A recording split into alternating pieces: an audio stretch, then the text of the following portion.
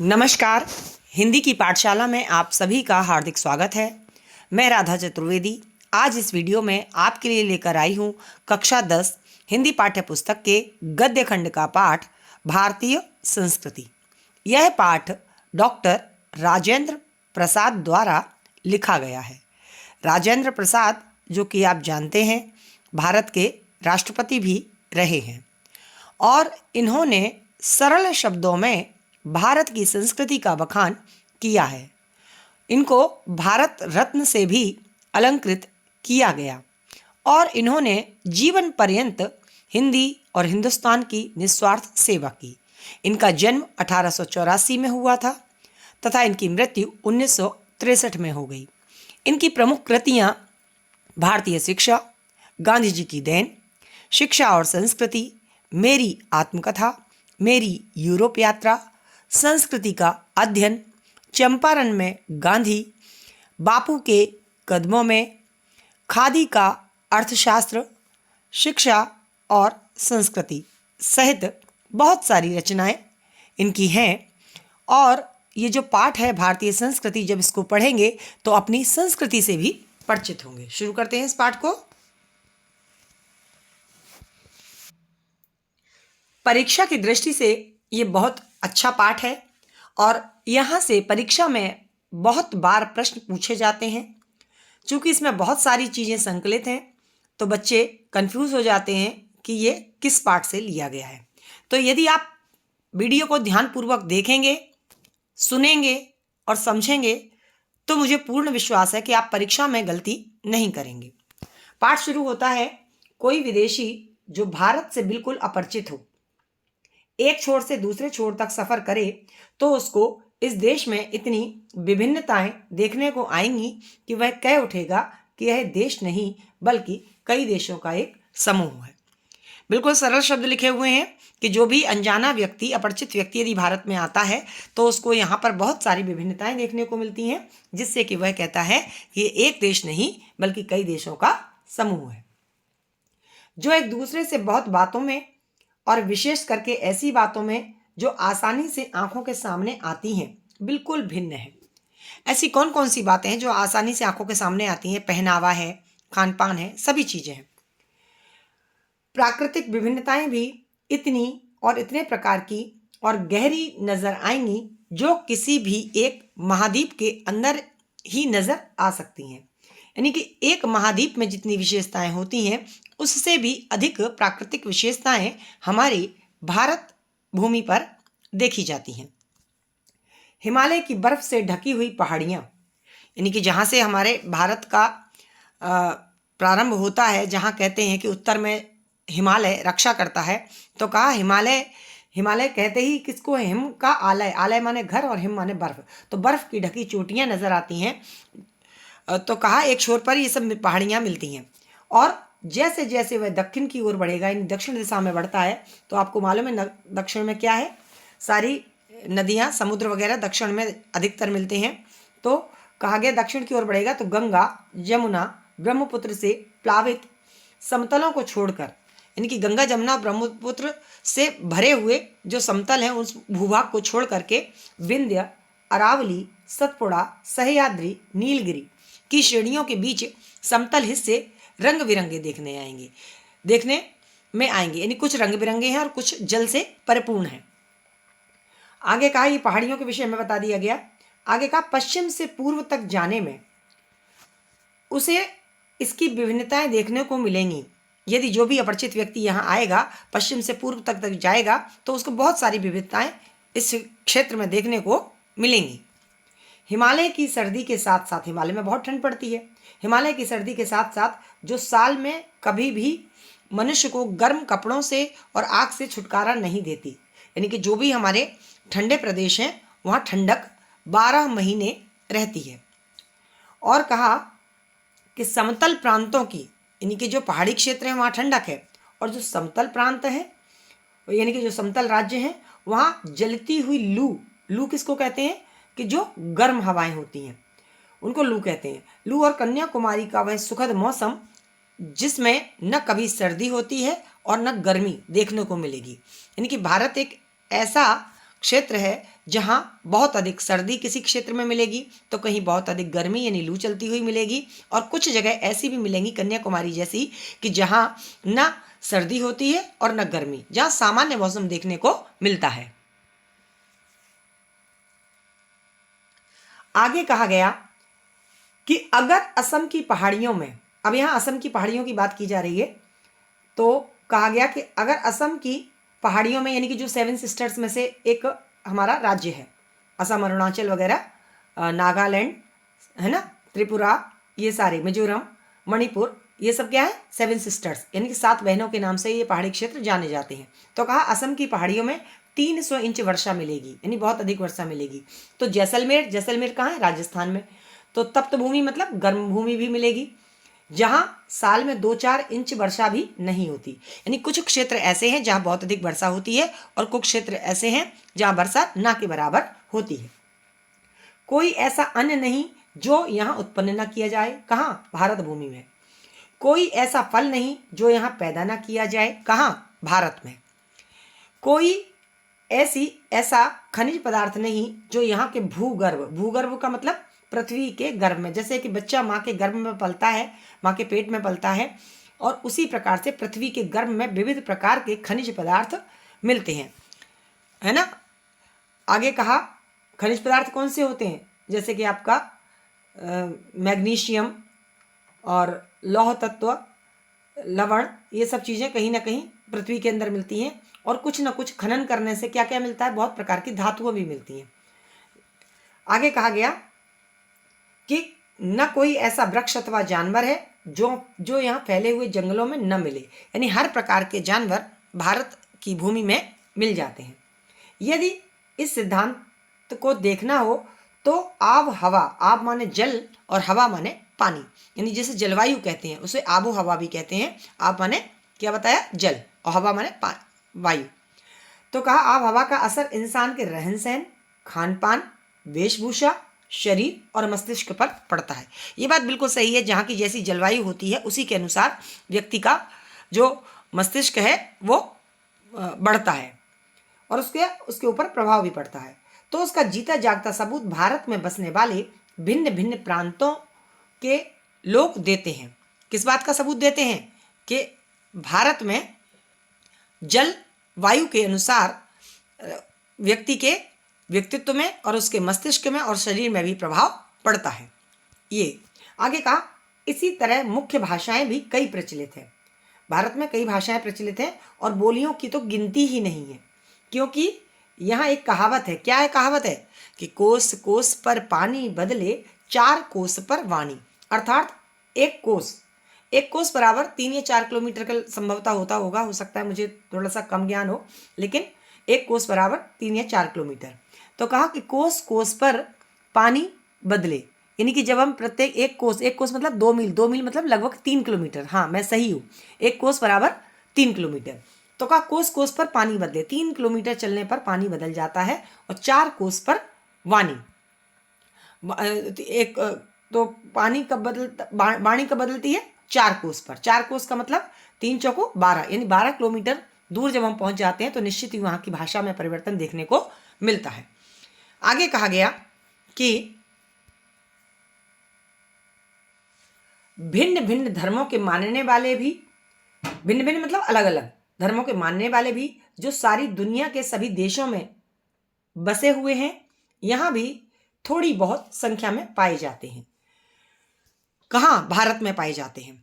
आगे कहा और जिस तरह यहाँ की बोलियों की गिनती आसान नहीं, उसी तरह यहाँ भिन्न भिन्न धर्मों के संप्रदायों की गिनती भी आसान नहीं। बहुत प्रकार के संप्रदाय हैं, बहुत प्रकार के धर्म हैं। हिंदू, मुस्लिम, सिख, ईसाई 4 तो हम जानते ही हैं, और विभिन्न प्रकार के जैन संप्रदाय, बौद्ध संप्रदाय, इस तरीके के और कई अन्य हैं कि जिनकी गिनती ही संभव नहीं है। आगे कहा कि इन विभिन्नताओं को देखकर अगर अपरिचित आदमी घबराकर कह उठे कि यह एक देश नहीं अनेक देशों का समूह है, यह एक जाति नहीं अनेक जातियों का समूह है, तो इसमें आश्चर्य की बात नहीं। तो राजेंद्र प्रसाद जी कहते हैं कि यदि कोई अपरिचित व्यक्ति आकर के ये कहेगा कि भारत एक देश नहीं है अपितु कई देशों का समूह है, या भारत एक जाति नहीं या अनेक जातियों का समूह है, तो इसमें कोई आश्चर्य की बात नहीं है, क्योंकि ऊपर से देखने वाले को जो गहराई में नहीं जाता, विभिन्नता ही देखने में आएगी। कहने का तात्पर्य यह है कि जो व्यक्ति ऊपर से देखेंगे, पहनावे को देख करके, संस्कृति को देख करके, तो वो क्या कहेंगे कि ये बहुत सारे देशों को मिलाकर के एक देश बनाया गया है। पर विचार करके देखा जाए तो इन विभिन्नताओं की तह का मतलब इनकी मूल में, अर्थात इनकी जड़ में एक ऐसी समता और एकता फैली हुई, समता का मतलब समानता और एकता फैली हुई है, जो अन्य विभिन्नताओं को ठीक उसी तरह पिरो लेती है और पिरो कर एक सुंदर समूह बना देती है। अच्छा, आप सभी जानते हैं कि क्या होता है, जैसे ये एक रेशमी धागा है और इसमें लाल, पीला, हरा, नीला, काला, सफ़ेद, गुलाबी और आपका बैगनी, अगर ये मोती लगा दिए जाएं तो माला तो एक है, धागा एक है, लेकिन इसमें अलग अलग प्रकार के जो मोती लगे हैं रंग बिरंगे, वो अनेकता में एकता का बोध कराते हैं। उसी बारे में वो बता रहे हैं कि एक पिरो लेती है और पिरोकर एक सुंदर समूह बना देती है। जैसे रेशमी धागा भिन्न भिन्न प्रकार की और भिन्न भिन्न रंगों की सुंदर मणियों और फूलों को पिरोकर एक सुंदर हार तैयार कर देता है। जो आप कहते हैं मल्टी कलर की माला, तो मल्टी कलर की चीज़ें जो होती हैं तो उसमें कई प्रकार के रंग होते हैं। इसी प्रकार से भारत में भी कई तरह की जातियां, कई तरह के लोग, कई तरह का खान पान देखने को मिलता है। आगे कहा इन्होंने कि एक पिरोकर सुंदर हार तैयार कर देता है, जिसकी प्रत्येक मणि या फूल दूसरे से न तो अलग और है और न अलग हो सकता है। आगे कहा कि और केवल अपनी सुंदरता से लोगों को मोहता नहीं, बल्कि दूसरों की सुंदरता से वह स्वयं सुशोभित होता है। अगर दूसरा व्यक्ति कुछ अच्छा कर रहा है तो उस अच्छाई में वह शामिल हो जाता है। आगे कहा गया कि इसी तरह अपनी सुंदरता से दूसरों को भी सुशोभित करता है। यह केवल एक काव्य की भावना नहीं है, बल्कि एक ऐतिहासिक सत्य है जो हजारों वर्षों से अलग अलग अस्तित्व रखते हुए अनेकानेक जलप्रपातों का मतलब, प्रपात का मतलब होता है झरना, और जल जहां से जल गिरता है, झरझर की आवाज आती है, तो जलप्रपात का मतलब झरना, और प्रवाहों का संगम स्थल बनकर एक प्रकांड और प्रगाढ़ समुद्र के रूप में भारत में व्याप्त है। यानी कि कई प्रकार के झरने जब गिरेंगे और जब कई प्रकार की नदियों का जल जब आता है तो वो सारा का सारा एक जगह मिल जाता है। संगम का मतलब मिलना, कहाँ मिलता है जाकर के, समुद्र में मिल जाता है। और जब वो समुद्र में मिल जाता है तो वो न तो गंगा का जल कहलाता है, न यमुना का जल, न झरना का जल कहलाता है, वो क्या कहलाता है, वो समुद्र कहलाता है। इसी प्रकार से जो हमारा भारत है उसमें अलग अलग जाति संप्रदाय के लोग हैं, खान पान अलग है, वेशभूषा अलग है, लेकिन फिर भी हम सब भारतीय है। जैसे वो जो धागा एक था जिसके अंदर कई प्रकार के मोती या फूलों की माला बनाई गई थी, उसी प्रकार से बहुत सारे लोग मिलकर के एक देश बनाते हैं जिसका नाम है भारत। जैसे कि एक प्रार्थना थी, जब मैं पढ़ती थी बड़ी ही सुंदर थी कि गंगा जमुना ब्रह्मपुत्र कृष्णा कावेरी जाके मिल गई सागर में, हुई सब एक हैं, हिंद देश के निवासी सभी जन एक हैं, रंग रूप वेश भाषा चाहे अनेक है। कहने का मतलब अनेकता में एकता। आगे कहा कि जो अनेकता में एकता है, जैसे हम क्या नाम देते हैं, भारतीय संस्कृति का नाम दे सकते हैं, भारत का कल्चर, भारत की संस्कृति। इन अलग अलग नदियों के उद्गम भिन्न भिन्न हो सकते हैं। कोई नदी हिमालय से निकली है तो कोई नदी किसी अन्य स्थान से निकली है, तो कहा भिन्न भिन्न हो सकते हैं और रहे भी हैं। इनकी धाराएं भी अलग अलग बही हैं, किसकी, नदियों की। और प्रदेश के अनुसार भिन्न भिन्न प्रकार के अन्न, कहीं चावल उत्पन्न होता है तो कहीं गेहूं उत्पन्न होता है तो कहीं मक्का उत्पन्न होती है, और फल फूल पैदा करती है। कहीं केवल सेव होता है, कहीं केवल मसाले होते हैं, जैसे केरल में केवल मसाले होते हैं। पर सब में एक ही शुद्ध, सुंदर, स्वस्थ और शीतल जल बहता रहता है, जो उद्गम और संगम में एक ही हो जाता है। कहाँ से निकला है और कहाँ जाके मिला है, तो वो जो प्रवृत्ति है वो है केवल हम सब भारतीय है। ऐसी प्रवृत्ति की बात राजेंद्र प्रसाद जी कर रहे हैं। आगे कहा, आज हम इसी निर्मल, शुद्ध, शीतल और स्वस्थ अमृत की तलाश में हैं। कौन सा अमृत है कि जिसकी तलाश में राजेंद्र प्रसाद जी हैं और हम सब भी हैं। हम उन्होंने कह के संबोधन किया तो उसमें हम भी शामिल हैं। और हमारी इच्छा, अभिलाषा और प्रयत्न यह है कि वह इन सभी अलग अलग बहती हुई नदियों में अभी भी उसी तरह बहता रहे और इनको वह अमर तत्व देता रहे जो जमाने के हजारों थपेड़ों को बर्दाश्त करता हुआ आज भी हमारे अस्तित्व को कायम रखे हुए है। यानी कि जो नदियों का जल है वो हजारों प्रकार के थपेड़ों के, यानी कि कभी हवा लगती है, कभी गर्मी लगती है, ये सब सहता हुआ जा करके जब समुद्र में मिलता है तो एक ही बात ध्यान रहती है कि हमारे जो मिलने का स्थान है वह भारत है और यहाँ की संस्कृति है। आगे कहा गया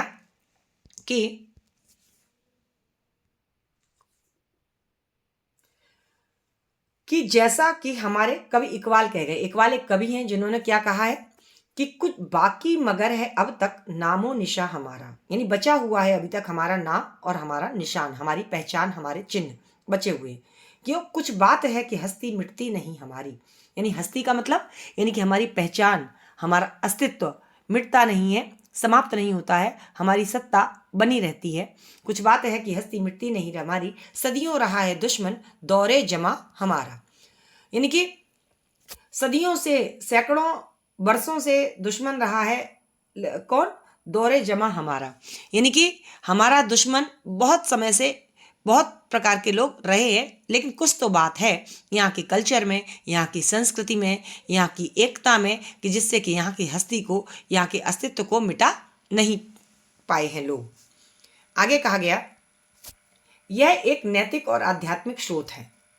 कौन सा स्रोत नैतिक है और कौन सा स्रोत आध्यात्मिक है, इसके बारे में हम इस गद्यांश में पढ़ेंगे। इन्होंने कहा कि जो अनंत काल से प्रत्यक्ष या अप्रत्यक्ष रूप से, प्रत्यक्ष कहते हैं कि जो दिखाई दे आंखों के सामने हो, प्रतिधन अक्ष बराबर प्रत्यक्ष, और अप्रत्यक्ष यानी कि जो परोक्ष हो, जो हमारी आंखों से हमें दिखाई नहीं दे रहा हो, हमसे पहले की कोई घटना हो, तो प्रत्यक्ष और अप्रत्यक्ष रूप से संपूर्ण देश में बहता जा रहा है। और कभी कभी मूर्त रूप होकर के मतलब जिसको हम देख सकते हैं, जिसका कोई साकार रूप हो, जिसको हम पहचान सकते हैं, मूर्त रूप होकर हमारे सामने आता है।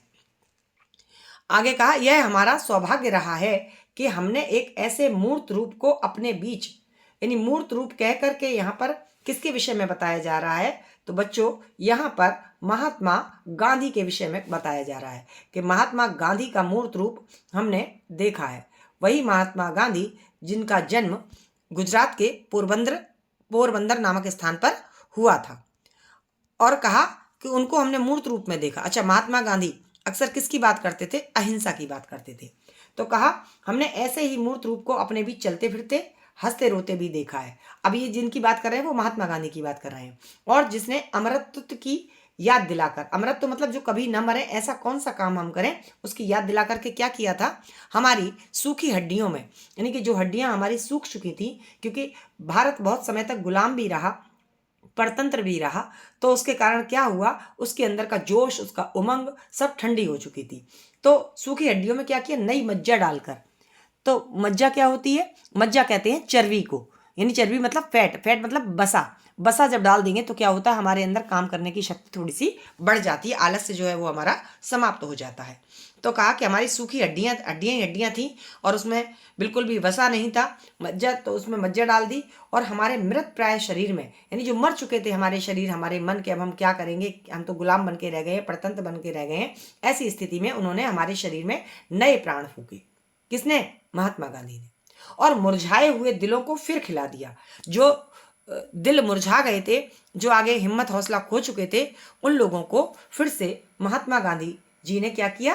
फिर से जिंदा करने का कार्य किया। क्यों जिंदा किया? क्योंकि उनके अंदर उनको उनका बल याद दिलाया, उनकी ताकत याद दिलाई कि हमारी शक्ति क्या है, उस चीज को समझिए। तो आगे कहा यह अमरत्व सत्य और अहिंसा का है। यहाँ से गद्यांश बहुत इंपॉर्टेंट है, महत्वपूर्ण है। पूछ लिया जाता है कि गांधी जी ने किस अमृत्व की बात की है? तो गांधी जी ने जो दो अमृत्व की बात की है वो दो चीजें क्या हैं? सत्य और अहिंसा। अहिंसा क्या है इसको भी हम समझेंगे। कहा जो केवल इसी देश के लिए नहीं, यानी केवल भारतवर्ष के लिए नहीं, आज मानव मात्र के जीवन के लिए, जितने भी मनुष्य हैं उन सब के लिए अत्यंत आवश्यक हो गया है। क्या आवश्यक हो गया? अमरत्व। और अमरत्व नाम किसको दिया गया? सत्य और अहिंसा को। आगे उन्होंने कहा कि हम इस देश में प्रजातंत्र की स्थापना कर चुके हैं। प्रजातंत्र मतलब लोकतंत्र की स्थापना कर चुके हैं, जिसका अर्थ है व्यक्ति की पूर्ण स्वतंत्रता। यानी कि जो भी व्यक्ति हैं वो पूर्ण स्वतंत्रता के साथ, आज़ादी के साथ अपना जीवन जी सकते हैं, जिसमें वह अपना पूरा विकास कर सके। साथ ही सामूहिक और सामाजिक एकता भी, यानी कि सामूहिक और सामाजिक एकता का भी दायित्व उन मनुष्यों के ऊपर ही है जिनको अधिकार दिया गया है पूर्ण स्वतंत्रता का। व्यक्ति और समाज के बीच विरोध का आभास होता है। होता क्या है, व्यक्ति अगर अपने आप को अलग समझ लेता है, समाज अपने आप को अलग समझ लेता है, तो इन दोनों में परस्पर विद्रोह होता है, विरोध होता है। एक दूसरे के अपने आप को पूरक नहीं समझते, अपितु अलग अलग समझते हैं, तो का विरोध का आभास होता है। व्यक्ति अपनी उन्नति और विकास चाहता है। व्यक्ति क्या चाहता है, मैं तो खूब उन्नति करूं, मेरी अच्छी नौकरी लग जाए, मेरे बच्चे अच्छे पढ़ जाएं, मेरा घर अच्छा बन जाए, मेरे पास गाड़ी हो। तो व्यक्ति अपनी उन्नति तो चाहता है। और यदि एक ही उन्नति और विकास दूसरे की उन्नति और विकास में बाधक हो तो संघर्ष पैदा होता है।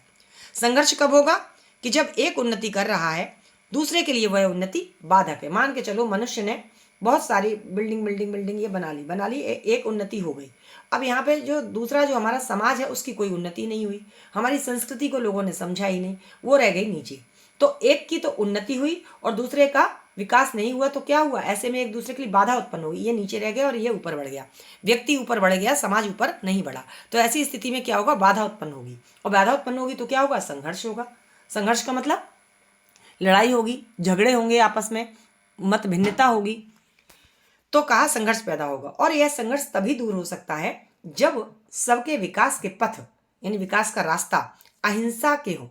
यानी कि जब सब लोग अहिंसा के रास्ते पर चलेंगे, यानी एक दूसरे को नीचे दिखाने की कोशिश नहीं करेंगे, सबको साथ लेकर चलेंगे, तो निश्चित ही हमारा जो विकास है वो बहुत सुंदर होगा, बहुत अच्छा होगा। आगे कहा, हमारी सारी संस्कृति का मूल आधार, दो शब्द हैं यहाँ, मूल और आधार। आधार माने बेस, मूल माने जड़, जो है वो क्या है, अहिंसा तत्व पर स्थापित रहा है। मूल तत्व है अहिंसा, हिंसा न करना।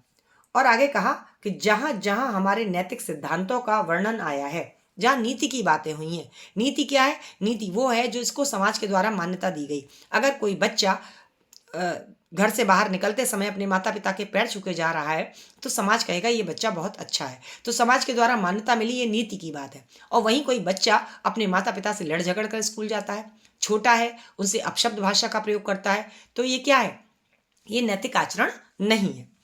तो कहा कि जहां जहां हमारे नैतिक सिद्धांतों का वर्णन आया है उसमें अहिंसा को प्रमुख स्थान दिया गया है। आगे कहा कि अहिंसा को ही उनमें मुख्य स्थान दिया गया है। और एक चीज और बताई गई, अहिंसा का दूसरा नाम या दूसरा रूप क्या है, त्याग है। त्याग क्या होता है, यानी कि चीजों को चाहो तो, लेकिन केवल ये मेरी होके रह जाए ऐसा नहीं। आगे कहा कि और हिंसा का दूसरा रूप या दूसरा नाम स्वार्थ है। इसके विषय में उन्होंने कहा कि जो अहिंसा का दूसरा नाम क्या बताया, त्याग। त्याग का मतलब क्या होता है, छोड़ने की भावना। होता क्या है, लड़ाई झगड़ा कब बढ़ता है, मान के चलो हमारे पास ये हमारा एक पेन है या ब्रश है, जो भी है ये हमारा है, और हमने इसका उपयोग कर लिया, हमारी ज़रूरत पूरी हो गई, हम पहुंच गए अगली क्लास में। अब ये पेन जो रखा था इस पर हम अपना ही अधिकार जमाए, नहीं ये मेरा ही है, किसी और का है ही नहीं। तो ऐसे में क्या होगा, ऐसे में मत भिन्नता होगी, और मत भिन्नता होने से क्या हो जाएगा कि चीज़ें खराब होंगी। इसलिए इन्होंने कहा, ये कहा इन्होंने कि जो लोग स्वार्थ करते हैं, अच्छा जैसे ये पेन मेरा था, ये पेन मेरा है, और ये दोनों भावना, दोनों अधिकार की भावना अगर रखेंगे तो क्या होगा, हम वास्तविक रूप में त्याग नहीं कर पाएंगे। हम चीज़ों का उपयोग तो करें, लेकिन हमारी ज़रूरत नहीं है तो वो दूसरों को दे दें। तो कहा कि अहिंसा का दूसरा नाम या दूसरा रूप क्या है, त्याग, और हिंसा का दूसरा रूप या दूसरा नाम स्वार्थ है। यानी जो लोग स्वार्थी हैं वो कैसे हैं, वो हिंसक हैं, और जो लोग परमार्थी हैं, परोपकारी हैं, वो कैसे हैं, वो अहिंसक हैं। हिंसा का मतलब यानी कि लोगों के ऊपर अधिकार जमाने की भावना, ये मेरा है, और दूसरी मारपीट की भावना हिंसा कहलाती है। हिंसा कई प्रकार की होती है, शारीरिक भी होती है, मानसिक भी होती है। तो आगे कहा कि जो हाँ, हिंसा का दूसरा रूप स्वार्थ है, जो प्राय भोग के रूप में हमारे सामने आता है। भोग का मतलब यानी चीज़ों का उपयोग करना, पर हमारी सभ्यता ने तो भोग भी त्याग से ही निकाला है। यानी जो हमारी सभ्यता है वो क्या कहती है कि भोग भी करो लेकिन त्याग पूर्वक, और भोग भी त्याग में ही पाया गया है। श्रुति कहती है, श्रुति का मतलब क्या है? श्रुति कहते हैं वेदों को और उपनिषदों को। वेद और उपनिषदों में एक बहुत सुंदर सी बात कही गई है। कक्षा 11 के वंदना पाठ में भी लिखा है कि तेन तक तेन भुंजी था माँ हृदय कस्य स्विद धनम। तो यहाँ पे वही सूक्ति श्रुति जो वेद उपनिषद कहते हैं तेन माने उनका, त्यक्तेन मन त्याग पूर्वक, भुंजिता माने उपभोग करो। कोई भी चीज है वो हमेशा के लिए हमारी नहीं है, कुछ समय हम वहाँ रहेंगे। जैसे कि कुछ बच्चे हैं विद्यालय में पढ़ते हैं, आज इस विद्यालय में पढ़ रहे हैं तो कह रहे हैं ये विद्यालय हमारा है। कल जब उनकी 12वीं की पढ़ाई पूरी हो जाएगी तो वो कहेंगे कि ये विद्यालय तो हमारा था, फिर है नहीं, था आ जाता है, तो क्रिया भी बदल जाती है, साथ में भावना भी बदल जाती है। अब हमारा है, केवल उसी पर अधिकार करते रहोगे, आप उसको छोड़ोगे नहीं तो आप आगे विकास नहीं कर सकते, आगे कॉलेज की पढ़ाई नहीं कर पाओगे अगर आप उस स्कूल को नहीं छोड़ोगे। तो छोड़ना भी पड़ेगा। तो कहा उनका त्याग पूर्वक उपभोग करना। इसी के द्वारा हम व्यक्ति व्यक्ति के बीच का विरोध, व्यक्ति और समाज के बीच का विरोध, समाज और समाज के बीच का विरोध, देश और देश के बीच के विरोध को मिटाना चाहते हैं। किस प्रकार से? कि हमारी ज़रूरत है तो हमने उपयोग कर लिया, अब आपकी ज़रूरत है तो आप उसका उपयोग कर लें, फिर उस पर हम अपना बहुत अधिक अधिकार न जमाएं। तो ये नाम है अहिंसा का। आगे कहा गया कि हमारी सारी नैतिक चेतना इसी तत्व से ओतप्रोत है। कौन सा वो तत्व है जिस पर हमारी नैतिक चेतना ओतप्रोत है, यानी उससे भरी हुई है? वो तत्व है बच्चों अहिंसा का। अहिंसा का तत्व वो किसने दिखाया? लेखक के अनुसार वह महात्मा गांधी द्वारा बताया गया, दिखाया गया। तो आगे कहा गया कि इसलिए हमने भिन्न भिन्न विचारधाराओं को स्वच्छंदता पूर्वक अपने अपने रास्ते बहने दिया। यानी कि कोई हिंदू है, कोई मुस्लिम है, कोई सिख है, कोई ईसाई है, कोई भंगड़ा करता है, कोई कुचिपुड़ी करता है, कोई छोले भटूरे खाता है, कोई इडली डोसा खाता है। कुछ भी खाओ, कुछ भी पियो, कैसे भी वस्त्र पहनो, कोई लुंगी पहन रहा है, कोई कुर्ता पजामा पहन रहा है, कोई साड़ी पहन रहा है, कुछ भी पहनो। तो कहा अपने अपने रास्ते बहने दिया, यानी भारत की संस्कृति ने उसमें हस्तक्षेप नहीं किया। भिन्न भिन्न धर्मों और संप्रदायों को स्वतंत्रता पूर्वक पनपने यानी कि बड़े होने के लिए, और भिन्न भिन्न भाषाओं को विकसित और प्रस्फुटित होने दिया। अंग्रेजी भी है, हिंदी भी है, मलयालम भी है, कन्नड़ भी है, तमाम तरह की भाषाएं भी हमारे भारत में बोली जाती हैं। तो विस्फुट प्रस्फुटित होने दिया मतलब उनको खिलने दिया। भिन्न भिन्न देशों की संस्कृतियों को अपने में मिलाया, जहाँ जैसा था। कि अब आप देखिएगा, छोले भटूरे अगर पंजाबी लोग खाते थे तो ऐसा नहीं कि उत्तर प्रदेश के लोग नहीं खाते। उत्तर प्रदेश में जो चीज़ें खाई जाती हैं वो अन्य प्रदेशों में भी खाई जाती हैं। चाहे वो कपड़ा हो, पहनने वाले वस्त्र हो, वह भी हर जगह पहने हुए लोग दिख जाते हैं। और आगे कहा कि उनमें अपने को उनमें मिला दिया, और देश और विदेश में एक सूत्रता तलवार के जोर से नहीं बल्कि प्रेम सौहार्द से स्थापित की। यानी कि भारत ने जो एकता स्थापित की वो चाकू के बल पर, तलवार के बल पर नहीं की। काहे के बल पर की? प्रेम और सौहार्द से। सौहार्द का मतलब मित्रवत भाव जो हमारा था सबके साथ, उसके कारण हमने क्या प्राप्त किया? एक सूत्रता। यानी एक ही, जब अलग अलग कहा गया कि हिंदू, मुस्लिम, सिख, ईसाई, पंजाबी, बंगाली, मद्रासी, लेकिन हम सब एक हैं, ये प्रेम और सौहार्द के द्वारा ही इस बात को हमने स्थापित किया। आगे कहा कि दूसरे के हाथों पैरों पर, घर और संपत्ति पर जबरदस्ती जो है वो अपना कब्जा क्या किया? उस कब्जे जो है वो नहीं किया। यानी ये नहीं कि अगर हमारा है तो लाओ सब कुछ अधिकार पूर्वक ये सब हमें दे दो, नहीं, किसी पर भी अधिकार नहीं किया। उनके हृदयों को जीता। अगर हमने एक सूत्रता में उनको बांधा तो उनके हृदय को जीत कर, इसी वजह से प्रभुत्व यानी कि स्वामी का भाव, जो चरित्र और चेतना का प्रभुत्व है, आज भी बहुत अंशों में कायम है। जब हम स्वयं उस चेतना को बहुत अंशों में भूल गए हैं और भूलते जा रहे हैं। तो इन्होंने ये कहा कि जो हमने लोगों के दिलों में स्थान बनाया उसका कारण तलवार का डर नहीं था, चाकू का डर नहीं था, अपितु प्रेम सौहार्द था। आगे का, यहाँ से बच्चे थोड़ा सा कई बार भ्रमित हो जाते हैं कि वैज्ञानिक और औद्योगिक आ गया, और यहाँ पर वैज्ञानिक शब्द देखते ही वो पानी में चंदा और चांद पर आदमी उस पाठ में चले जाते हैं, लेकिन जबकि यह भी हमारे भारतीय संस्कृति पाठ का ही अंश है। तो ध्यानपूर्वक यहाँ पढ़ेंगे। कहा गया विज्ञान, वैज्ञानिक और औद्योगिक विकास के उद्दंड परिणामों से। उद्दंड का मतलब क्या होता है? उद्दंड का मतलब होता है ऐसे परिणाम जो उच्च श्रृंखल हो, जो नीति में नहीं बंधे, जो अपनी मर्यादा में नहीं रहे, उनको हम उद्दंड कहते हैं। उद्दंड परिणामों से अपने को सुरक्षित रखकर हम उनका उपयोग अपनी रीति से किस प्रकार करें। उन्होंने कहा जो वैज्ञानिक प्रगति भी हुई है उसमें उद्दंडता न दिखाएं, किस प्रकार करें, इस बारे में 2 बातों का हमें बराबर ध्यान रखना होगा।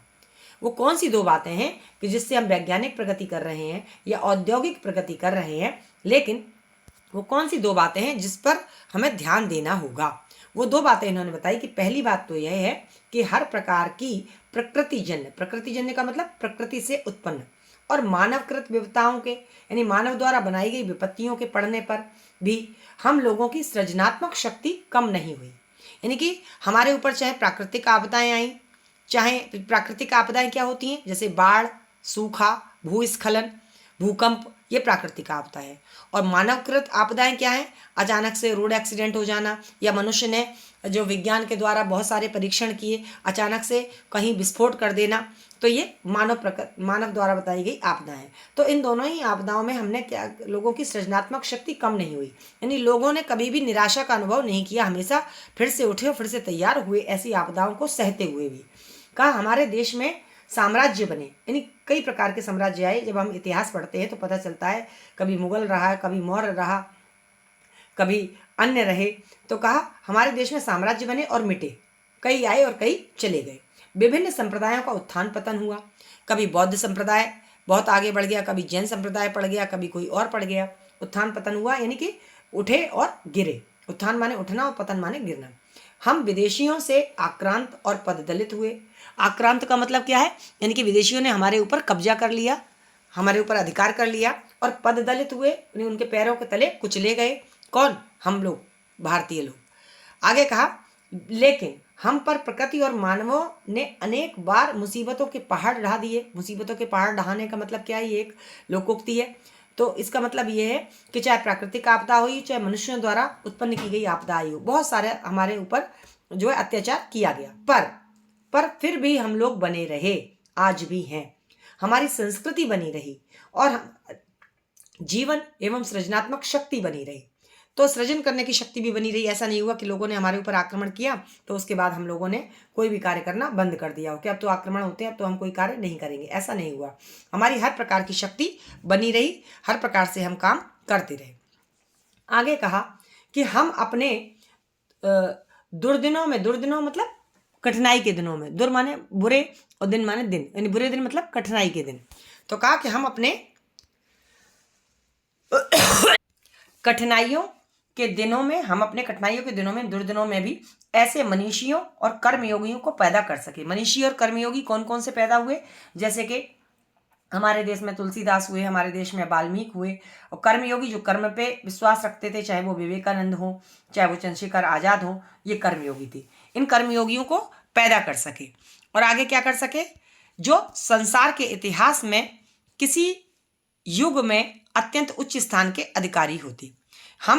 हमने इन सब लोगों को पैदा किया, क्यों? क्योंकि हमारी संस्कृति, हमारी सृजनात्मक शक्ति कभी कम नहीं हुई, स्थितियां चाहे कैसी भी रही हो।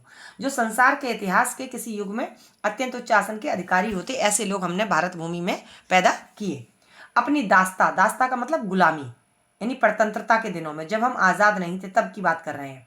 दास्ता के दिनों में भी हमने गांधी जैसे कर्मठ धर्मनिष्ठ क्रांतिकारी को, रविंद्रनाथ जैसे मनीषी कवि को, रविंद्रनाथ यानी कि जिन्होंने राष्ट्रगान लिखा है, और अरविंद तथा रमण जैसे महर्षि का नाम इन्होंने रमण बताया, अरविंदो वगैरह हुए हैं जो कि बहुत अच्छे शिक्षा शास्त्री और दार्शनिक हुए हैं।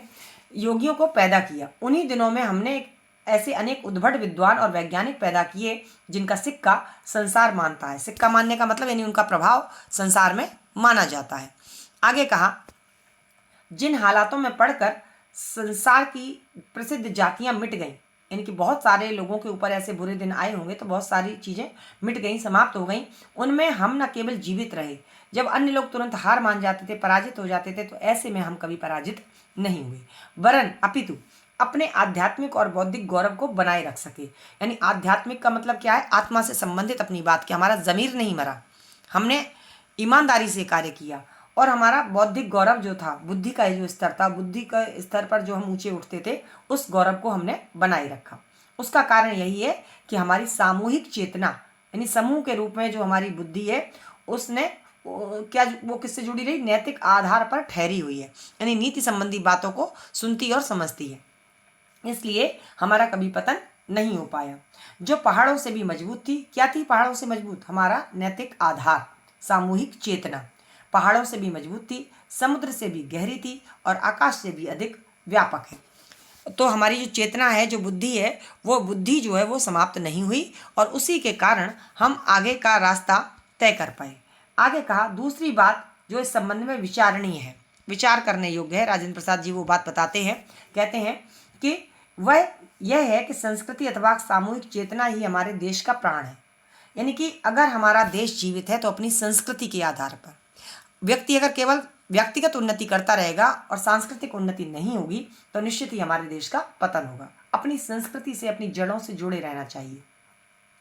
इसी नैतिक चेतना के सूत्र में से हमारे नगर और ग्राम, हमारे प्रदेश और संप्रदाय, हमारे विभिन्न वर्ग और जातियां आपस में बंधी हुई।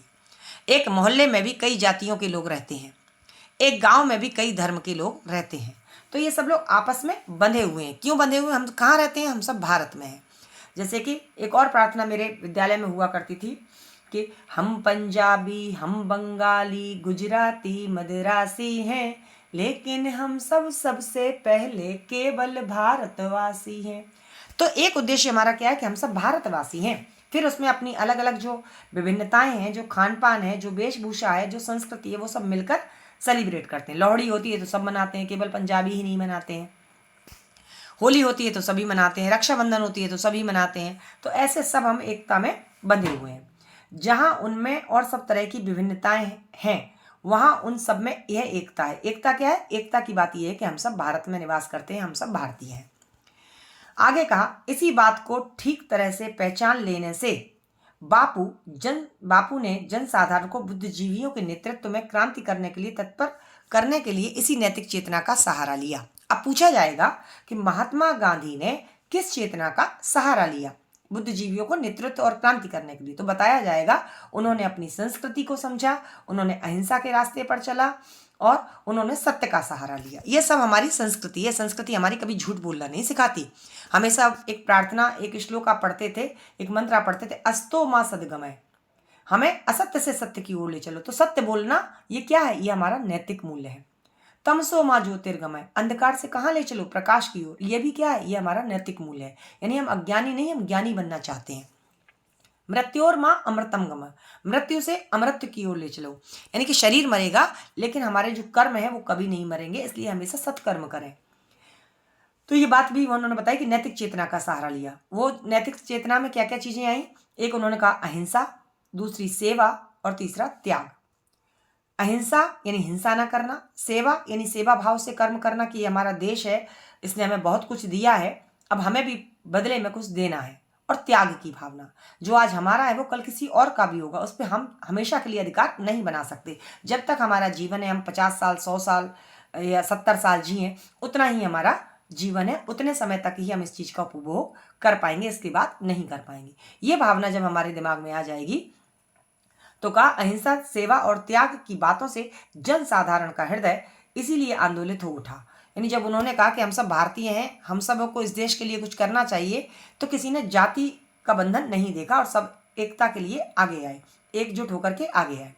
क्योंकि उन्हीं से तो वह शताब्दियों से प्रभावित और प्रेरित रहा। किससे? अहिंसा से, सेवा से और त्याग से। जन साधारण के हृदय में उनकी धड़कती चेतना को क्रांति की शक्ति में ही बापू की दूरदर्शिता थी और इसी में उनकी सफलता थी। बापू की सफलता किसमें थी? कि लोग सत्य को समझें, अहिंसा को समझें और सेवा के भाव को समझें। हमें इस देश के प्रति हमारा क्या कर्तव्य है, इस भाव को भी समझें। आगे उन्होंने कहा राजेंद्र प्रसाद जी ने कि मैं तो यही समझता हूं कि यदि हमें अपने समाज और देश में उन सब अन्यायों, अत्याचारों की पुनरावृत्ति नहीं करनी है, यानी कि जो अत्याचार हुए, जो अन्याय हुए, उनकी पुनरावृत्ति, उनको फिर से दोहराना नहीं है, जिनके द्वारा आज के सारे संघर्ष उत्पन्न हो गए हैं, उस संघर्ष को समाप्त करना, उस लड़ाई झगड़े को समाप्त करना है। तो हमें अपनी ऐतिहासिक, नैतिक चेतना और संस्कृति के आधार पर ही अपनी आर्थिक व्यवस्था बनानी होगी। यानी कि आर्थिक मतलब रुपए पैसे से संबंधित जो व्यवस्था है वह भी हमें बनानी होगी। किसके बल पर? नैतिकता के बल पर, चेतना के बल पर और संस्कृति के आधार पर। अर्थात उसके पीछे वैयक्तिक लाभ और भोग की भावना प्रधान न होकर वैयक्तिक त्याग और सामाजिक कल्याण की भावना ही प्रधान होनी चाहिए। वैयक्तिक त्याग क्या है और वैयक्तिक लाभ क्या है? होता क्या है, कई बार लोग व्यापार शुरू करते हैं तो वो अपने केवल और केवल व्यक्तिगत लाभ के लिए करते हैं, लेकिन जब लोग व्यक्तिगत लाभ न देख करके सामाजिक लाभ देखेंगे तो निश्चित ही हमारा देश जो है वो प्रगति करेगा। और त्याग की भावना भी हमारे अंदर होनी चाहिए। आगे कहा गया कि अर्थात उसके पीछे व्यक्तिगत लाभ और भोग की भावना प्रधान न होकर व्यक्तिगत त्याग और सामाजिक कल्याण की भावना ही प्रधान होनी चाहिए। मुख्य क्या होने चाहिए? प्रधान का मतलब मुख्य, गांव का मुखिया वाला प्रधान नहीं है, प्रधान से यहाँ तात्पर्य मुख्य से है। आगे कहा, हमारे प्रत्येक देशवासी को अपने सारे आर्थिक व्यापार का मतलब अर्थ से संबंधित जो व्यवसाय है, जो बिजनेस है, उसी भावना से प्रेरित होकर करने चाहिए। आगे कहा, वैयक्तिक स्वार्थों और स्वत्वों पर जोर न देकर, व्यक्तिक स्वार्थ यानी केवल और केवल मेरा लाभ हो, केवल और केवल मैं अपने लिए जीऊं, इन पर हमें ध्यान न देकर क्या करना है? व्यक्तिक कर्तव्य और सेवा निष्ठा पर जोर देना चाहिए। यानी व्यक्तिगत रूप से हमारा इस भारतवर्ष के लिए क्या दायित्व है? माँ ने तो हमें भोजन केवल तब खिलाया था जब हम छोटे थे, दूध तब पिलाया था जब हम छोटे थे, जब हम बड़े हो गए तो इस धरती माँ के द्वारा उत्पन्न अन्न हमने खाया है, तो इसलिए इसके प्रति भी हमारा कुछ कर्तव्य है।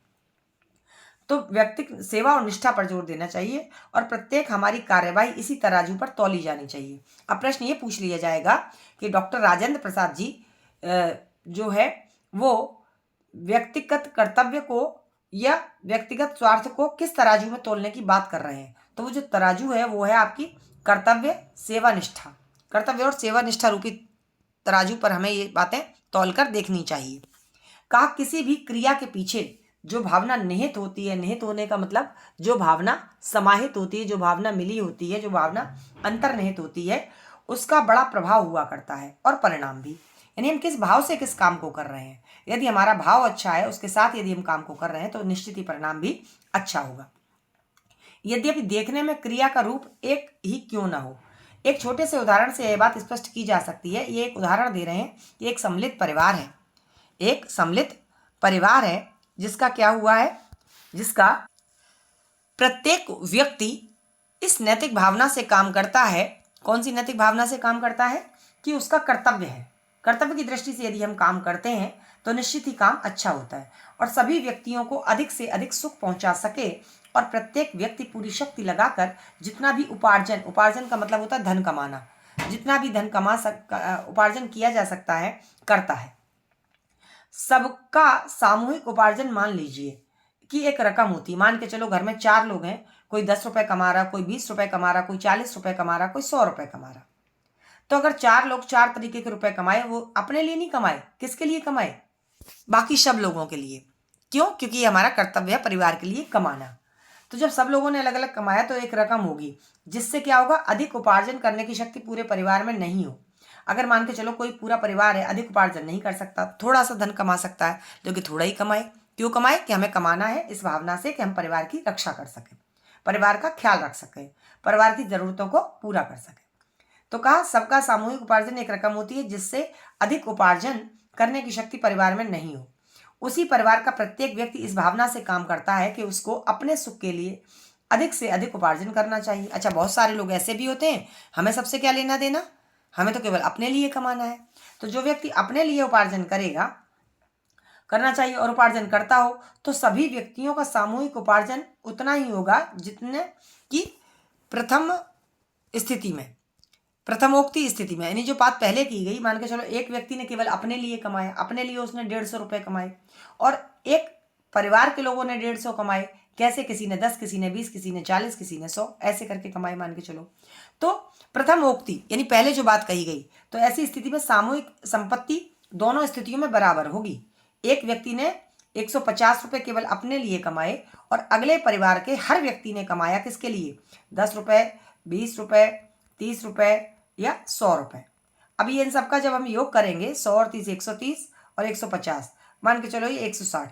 ये रुपए हो गए, एक ने 150 कमाए, एक ने 160 कमाए, तो बराबर बराबर हो गए।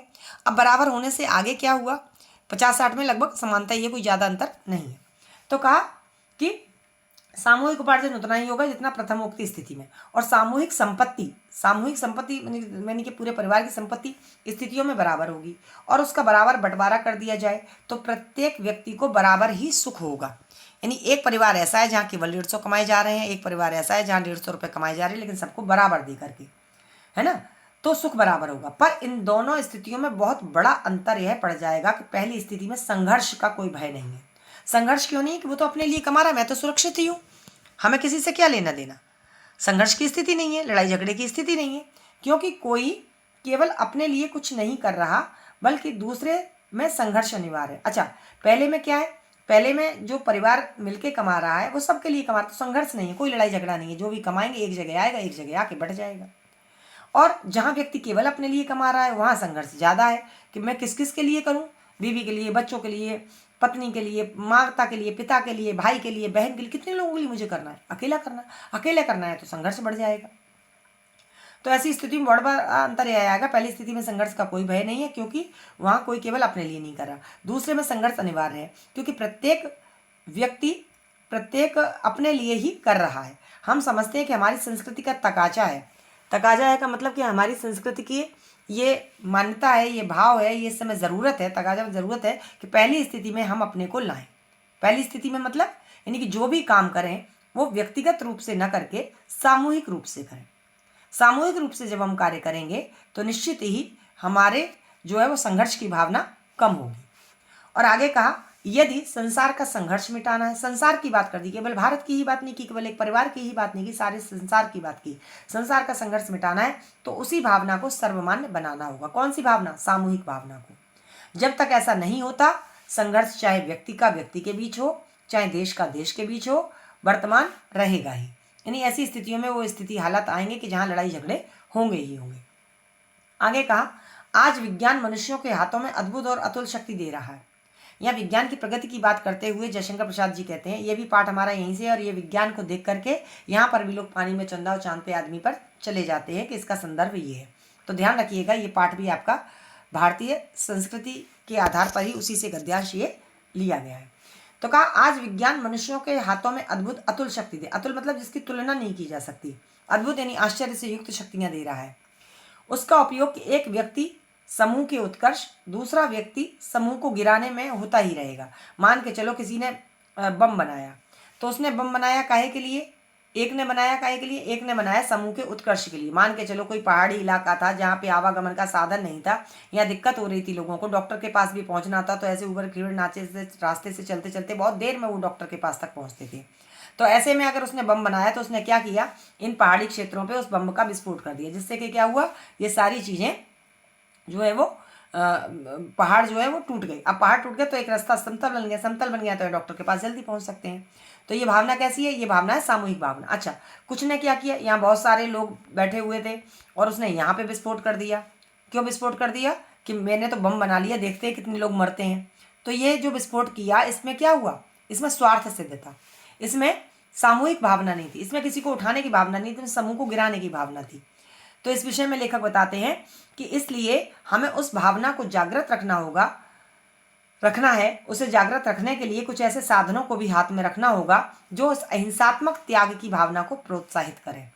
कैसी भावना, अहिंसात्मक भावना। वही अहिंसात्मक भावना जहाँ हिंसा नहीं करनी है, जहाँ त्याग करना है।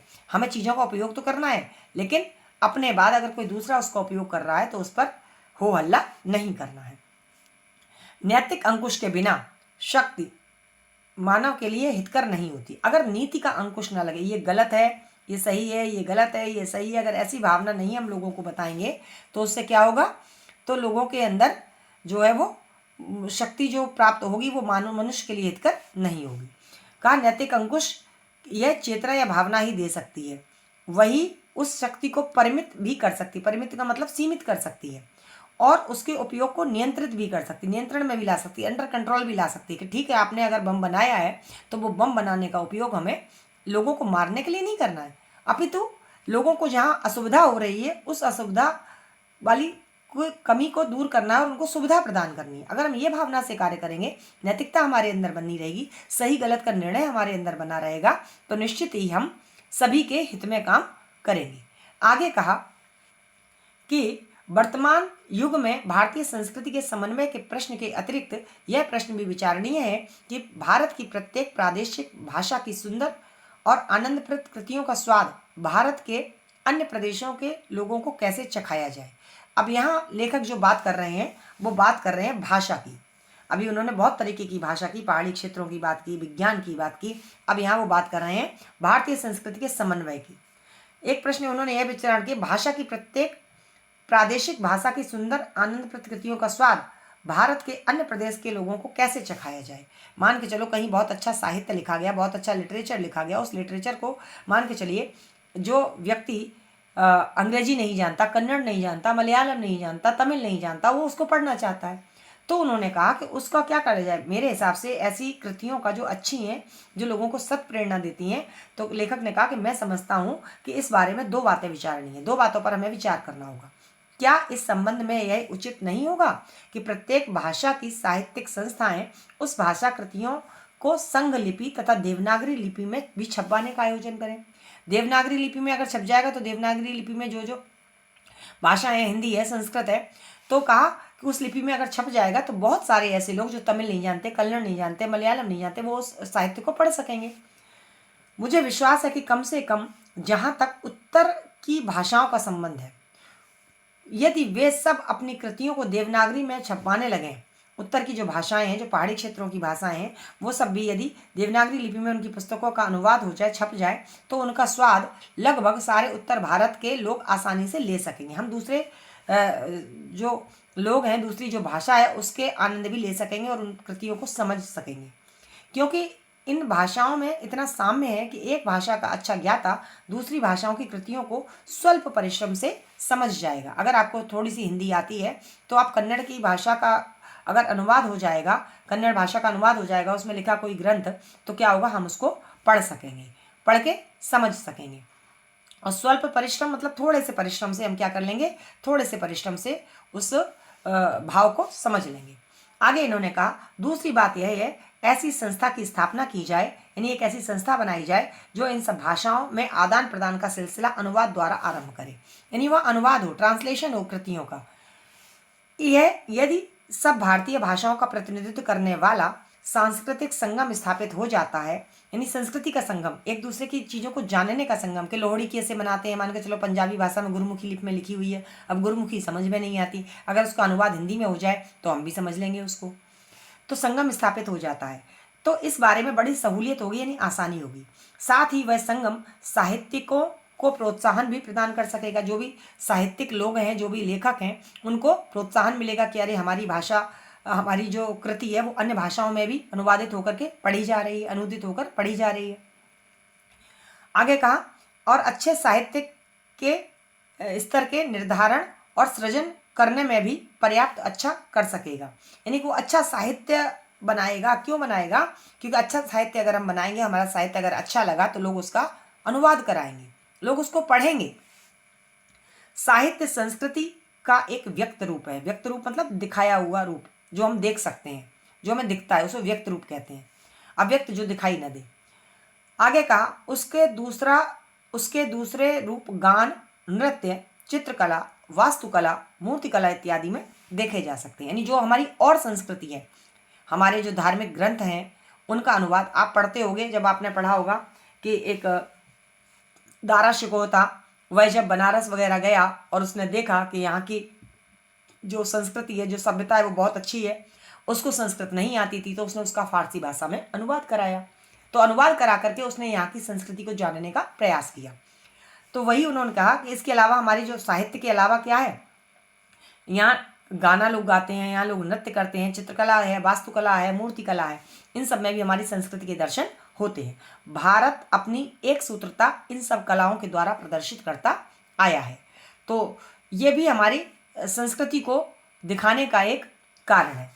आगे कहा गया कि इन सब विषयों पर हमको इस प्रतिज्ञा को ध्यान में रखकर विचार करना होगा। कौन सी प्रतिज्ञा है हमारी? वो इन्होंने लिखा कि वो प्रतिज्ञा है कि ये लिखा हुआ है, समझते हैं हम। इन सब विषयों पर हमको इस प्रतिज्ञा को ध्यान में रखकर विचार करना होगा, जो एक भवन में शाहजहां ने उसके निर्माण के पश्चात खुदवा दी थी। उसने गर्व के साथ खुदवा दिया था। किसने? शाहजहां ने। क्या खुदवा दिया था? कि गर फिरदौस बर रुए जमीनस्त। गर फिरदौस, फिरदौस ने लिखा है कि बर रुए जमीनस्त अमीयस्तो अमीयस्तो अमीयस्तो, यानी कि अगर पृथ्वी पर कहीं स्वर्ग है तो वो यहीं है, यहीं है, यहीं है। कहाँ पर है? भारत में है। यह स्वप्न तभी सत्य होगा और पृथ्वी पर स्वर्ग तो तभी स्थापित होगा जब अहिंसा, सत्य, सेवा का आदर्श सारे भूमंडल में मानव का मुख्य आधार और प्रधान प्रेरक शक्ति हो गया होगा। लेखक ने यहाँ पर कहा कि अगर हम पूरी भारतीय संस्कृति को जानना चाहते हैं तो हमारे अंदर अहिंसा की भावना, सत्य की भावना, सेवा का आदर्श, ये हम पूरे संसार में यदि दिखा पाएं तो निश्चित ही हमारी भारतीय संस्कृति सर्वोत्कृष्ट है। ये केवल थोड़े बहुत देश ही नहीं अपितु पूरा विश्व मानेगा। तो बच्चों, ये पाठ था भारतीय संस्कृति। वीडियो काफ़ी लंबा हो गया, 1 घंटे का हो गया, लेकिन मुझे ये लगा कई बच्चों ने इस पाठ को समझने के लिए कहा था, तो इसलिए मैंने ये वीडियो बना दिया कि आप इस पाठ को ढंग से अगर समझ लेंगे तो इससे बनने वाला कोई भी प्रश्न आ जाएगा, तो आप आसानी से उन प्रश्नों के उत्तर अपनी भाषा में, सरल भाषा में दे सकते हैं। और एक बात और यहाँ बताना चाहती हूँ कि मैंने प्लेलिस्ट बना दी है हर एक कक्षा के जो भी महत्वपूर्ण पाठ हैं उनकी, तो आप उस प्लेलिस्ट में जाकर भी अपने पाठों को, अपने पाठ्यक्रम को देख सकते हैं, समझ सकते हैं। मिलेंगे अगले वीडियो में, तब तक के लिए नमस्कार।